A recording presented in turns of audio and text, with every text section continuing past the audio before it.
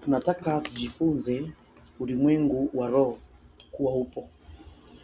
Kama unamwamini Yesu, tusome kitabu cha Yohana sura ya 18 mstari wa 36.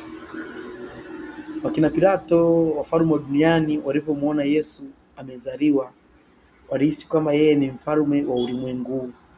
Lakini Yesu anathibitisha, anatuambia yeye ni wa ulimwengu wa roho usioonekana, kwa sababu katika ulimwengu wa roho kuna vita kati ya Mungu na Shetani, na kila mmoja anapambana awe mkuu, aweze kuabudiwa, aweze kutumikiwa.